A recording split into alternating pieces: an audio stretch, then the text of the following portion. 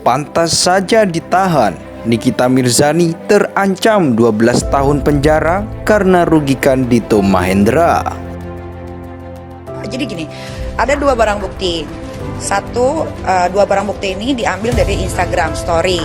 Yang satu mengenai Dito Mahendra melakukan pemukulan terhadap security. Itu kan juga ada di media.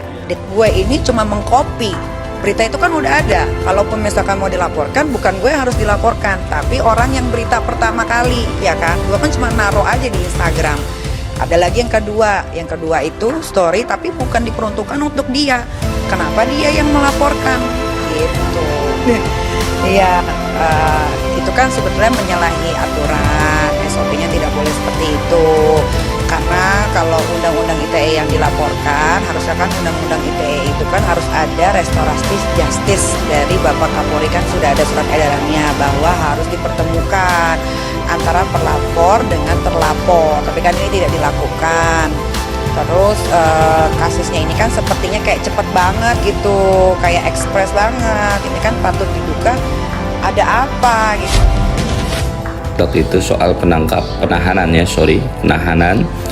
yang dilakukan oleh Kejaksaan Negeri Serang saat P21 itu artinya tahap 2. Tahap 2 itu artinya bahwa tersangka dan berkas perkaranya dari Polres Serang dilimpahkan ke Kejaksaan Negeri Serang. Nah, tadi malam itu tahap 2-nya Nikita Mirzani. Nah, Kejaksaan Negeri Serang saat tahap 2 ya menilai bahwa Nikita Mirzani ini pantas untuk ditahan. Maka Nikita Mirzani dilakukan penahanan pasca tahap 2 ya. Bang, kok di polisi nggak ditahan? Nah, masing-masing instansi penegak hukum itu punya kewenangannya sendiri untuk menahan atau tidak menahan, untuk menangkap atau tidak menangkap.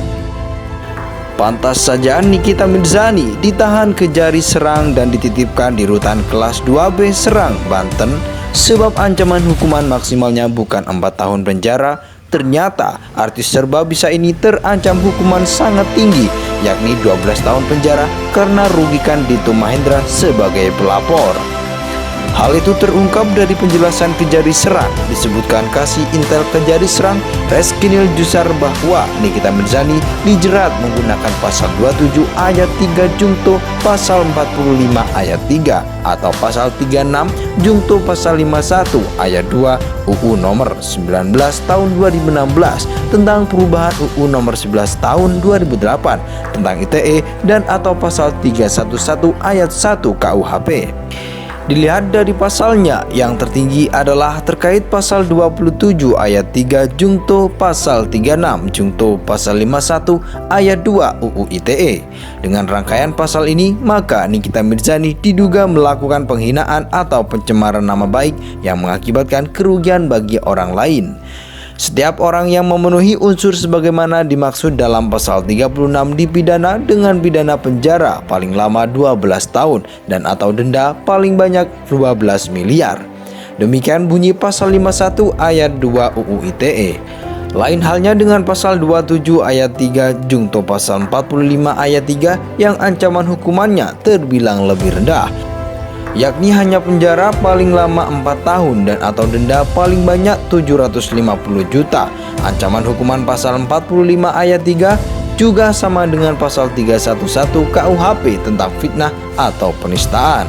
Setiap orang yang dengan sengaja dan tanpa hak mendistribusikan dan atau mentransmisikan dan atau membuat dan mengaksesnya informasi elektronik dan atau dokumen elektronik yang memiliki muatan penghinaan dan atau pencemaran nama baik sebagaimana dimaksud dalam pasal 27 ayat 3 dipidana dengan pidana penjara paling lama 4 tahun dan atau denda paling banyak 750 juta. Begitu bunyi pasal 45 ayat 3 UU ITE.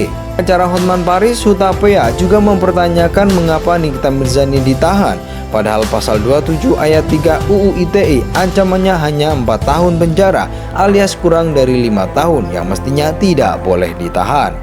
Maka saya mau mempertanyakan kepada kejaksaan, selain pasal 27 ayat 3, apakah ada pasal lain yang dituduhkan kepada Nikita Mirzani? Kata pengacara kondang ini,